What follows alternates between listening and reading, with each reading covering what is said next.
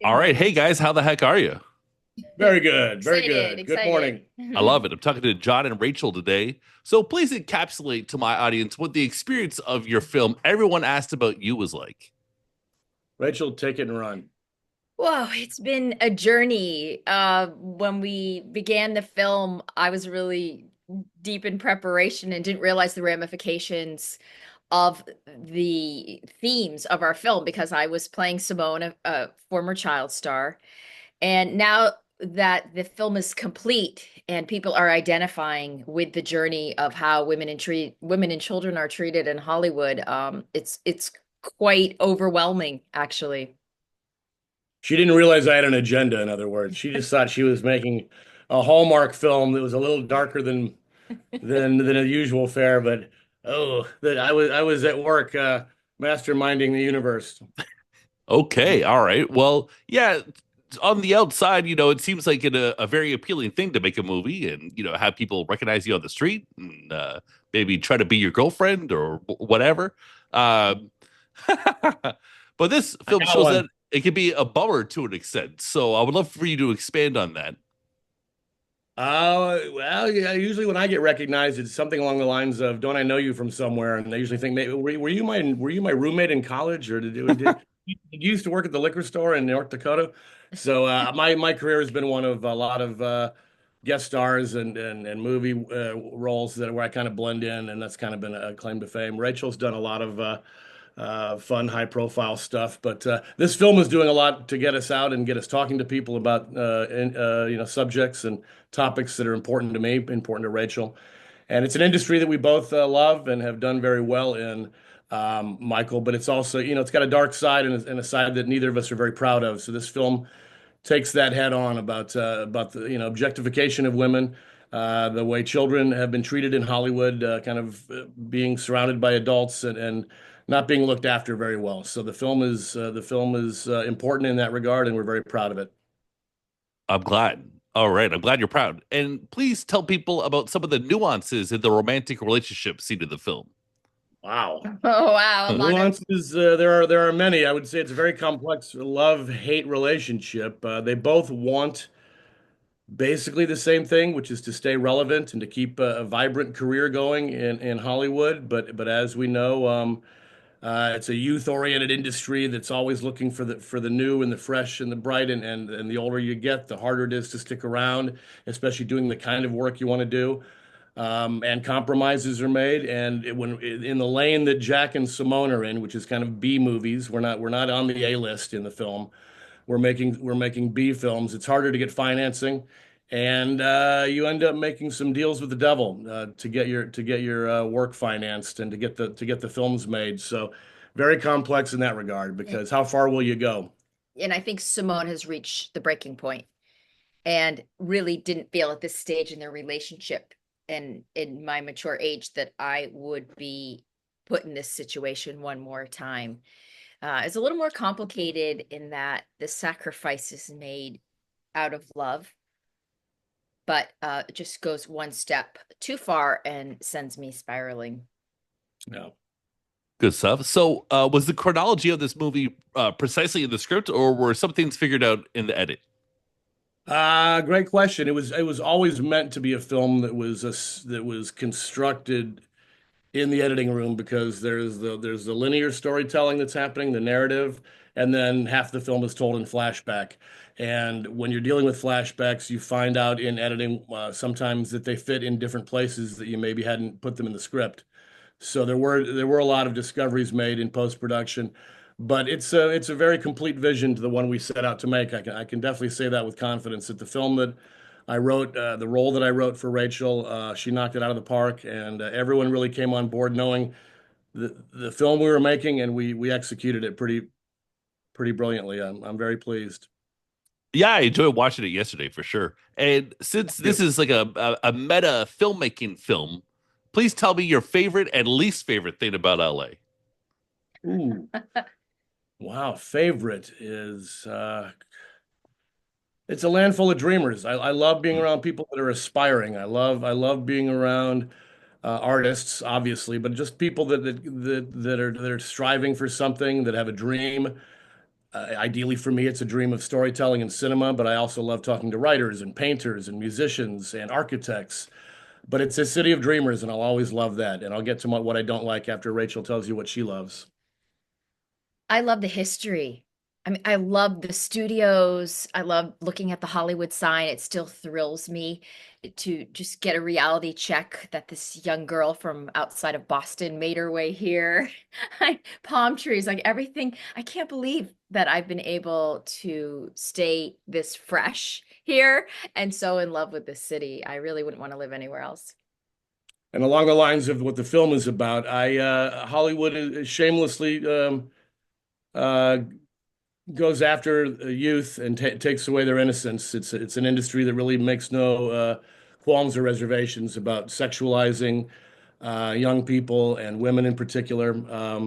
And I wish it had more of a backbone in terms of understanding that it's not healthy for society and for young people to be overly sexualized. And I wish that Hollywood would understand that and have more responsibility towards their programming and their content.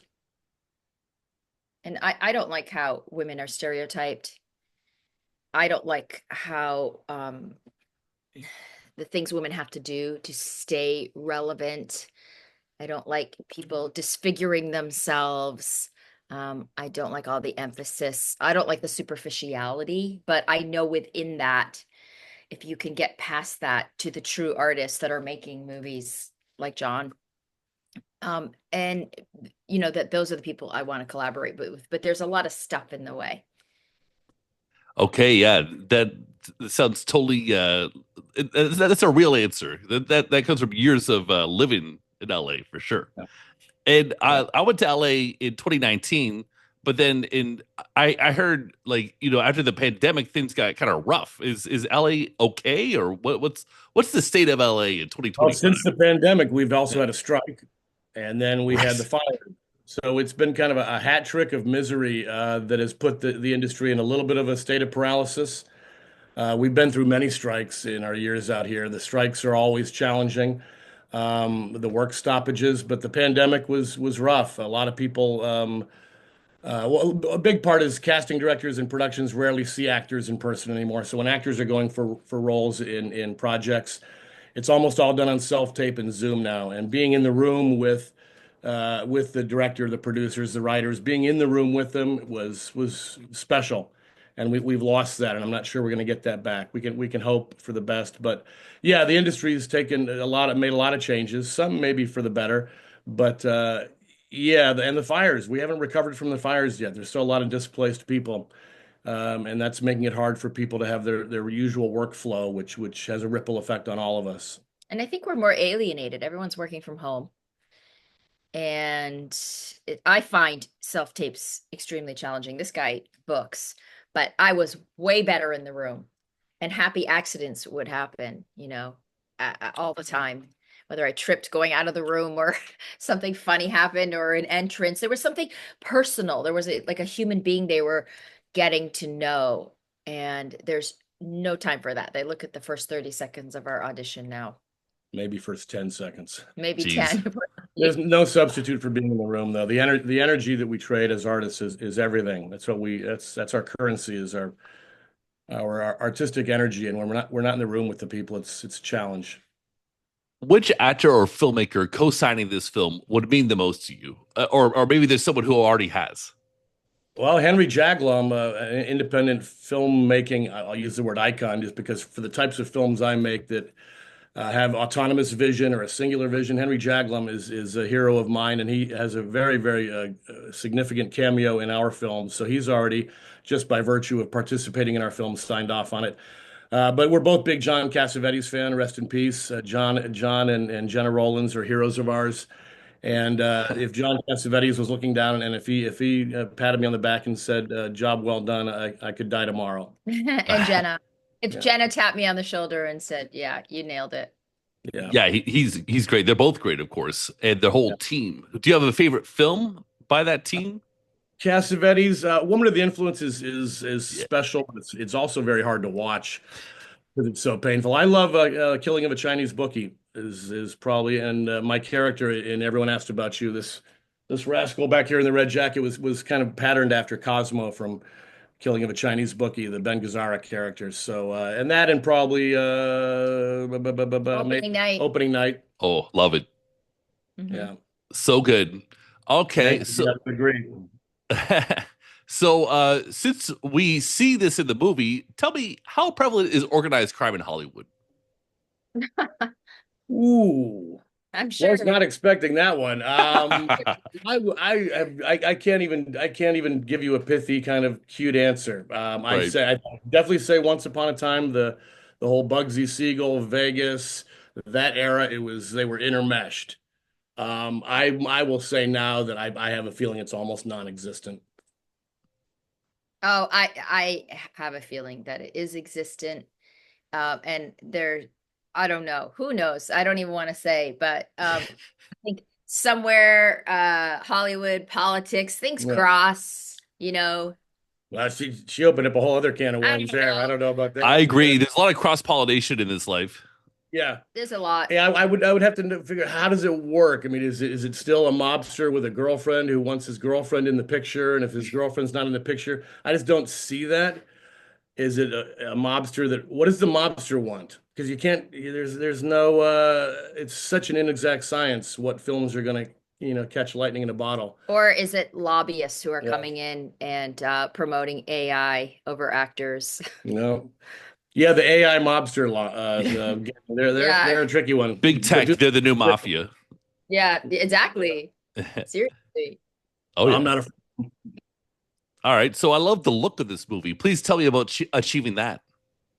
That I appreciate that question. A lot of fun. We did a lot of work. Cinematographer Dennis Maloney and I spent a lot of time going through Italian neorealism from Antonioni to De Sica and obviously Godard. Breathless was a big inspiration. The film Played as It Lays, the novel by Joan Didion, was a big inspiration. Frank Perry made the film. We're both big fans of films from the 70s. So Hal Ashby, Sam Peckinpah, Arthur Penn. Um, but really, we started off with an idea of kind of going down the Italian neorealism, French New Wave vibe, and then to make it more, to make it move faster, which neither of those filmmakers were known for, we brought in more of the 70s vibe. So color palette, composition, everything was very specific, and I'm glad you noticed because we're really proud of it. And Dennis Maloney did a fantastic job. He's a world-class cinematographer. And I love 70s wardrobe, so I Oh Yeah. yeah. styled my Yeah, her wardrobe is great. Yeah, everyone came together. Art department, Cassie Lesko, everyone really came together on. We to say a skeleton crew is an understatement. This was about as small a crew as you could imagine. But our producer Ursula Rudorfer put together a crew that she's worked with several times, and we trusted them, and they trusted us, and we cranked it out, man. We made this film in 14 days, and Jeez. it's yeah, 14 days. yeah. yeah, and you've seen the pictures, so maybe half the film takes place in the bungalow with Simone, but outside of the bungalow, there's a lot going on. There's a lot of movement. There's a lot of locations, a lot of moving parts. So we're very proud of the fact that we were that organized and everyone was that focused and cared enough about the picture to really every day show up and give us 12 hours, 13 hours, and really knock it out. Oof. All right. Well, is making a movie with this level of anguish make it hard to relax when the day's work is over? Well, I had to babysit the equipment, so Yeah, a little bit. yeah, we But shot in Rachel's place, and that's hard. um It's always hard when you're in the vortex of it. You're exhausted, so you sleep just by necessity. But then the beauty of it is, Michael, is you wake up and immediately you drop right back into the right in. focus. And as the director, it's my job to get to the set on time, early if possible, and begin talking with all the department heads and make sure everyone knows what the day consists of. Get my actors in a place of relaxation and really get everyone pulling in the same direction. So that's what I love about directing. I love acting, but I love the part of directing where I get to talk to everyone and collaborate with everyone. And Rachel's preparation for this film was phenomenal, so I'd never had to worry about her. Nice. John and Rachel, you guys are so cool. Thanks for the conversation. What's the final thought you want to end this interview with?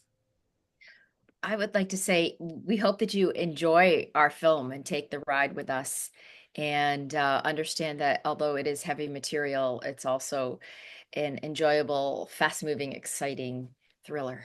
And it's a true independent film. Our budget, I'm not going to tell you how little money we had to work with, but it's a true independent film. We answered to no one. It was an autonomous vision, and it's independent films are important because seeing a singular vision is important, and we really are proud of this. And to call it a message film, to say that it has a message, by definition, it does because of the subject matter. But it's really about a love story and the complexity of the compromises people have to make to get their art done. All right, great. Well, I want both of you to enjoy life. Wow, We will. that's a sweeping gesture. We love that. Thank you, Michael. I want you to enjoy your life too. We Okay, live. I'll make a valiant effort. Yeah.